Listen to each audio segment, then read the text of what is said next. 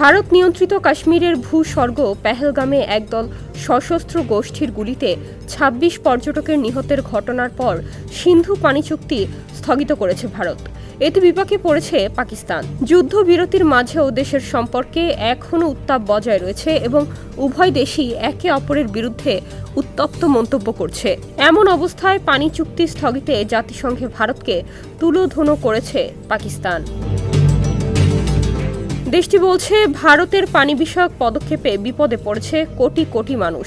এমনকি এটিকে আন্তর্জাতিক আইন লঙ্ঘনের হিসেবেও উল্লেখ করে ইসলামাবাদ। রোববার এক প্রতিবেদনে এই তথ্য জানিয়েছে পাকিস্তানি সংবাদ মাধ্যম দ্য ডন।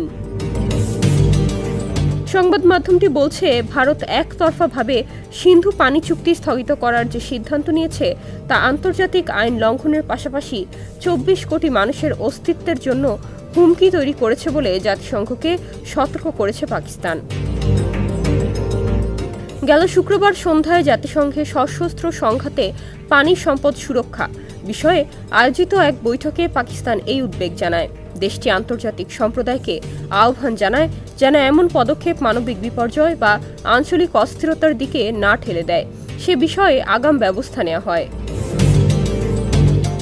জাতিসংঘে পাকিস্তানের ডেপুটি স্থায়ী প্রতিনিধি উসমান জাদুন বলেন, এটি আন্তর্জাতিক আইন, মানবাধিকার আইন, চুক্তির আইন এবং রীতিনীতি ভিত্তিক আন্তর্জাতিক আইনের গুরুতর লঙ্ঘন।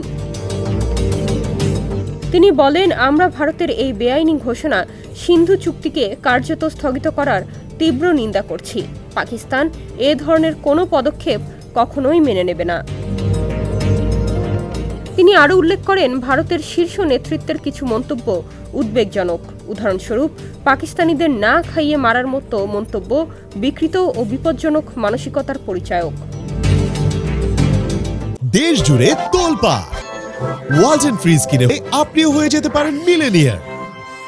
এছাড়া জাতিসংঘের এই প্ল্যাটফর্মকে ব্যবহার করে পাকিস্তান বিশ্বজুড়ে একটি ঐক্যমত্য গড়ে তোলার আহ্বান জানিয়েছে, যাতে কোনো দেশ পানিকে অস্ত্র হিসেবে ব্যবহার করতে না পারে।